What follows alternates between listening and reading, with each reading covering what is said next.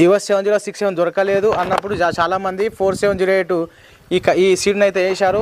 ఎవ్వరు కూడా నష్టపోలేదు. మంచి దిగుబడి వచ్చింది. మనకు ఎర్ర నెలకు కానీ బ్లాక్ సాయిల్ అంటే మన నల్లరేగడి నెలకు కానీ మంచిగా కూడా దిగుబడి ఈ 4708 అనే వెరైటీ చాలా మంచిది. మీడియం సైజు కాయ ఉంటుంది. పత్తి తీయడానికి కూడా ఈజీగా ఉంటుంది.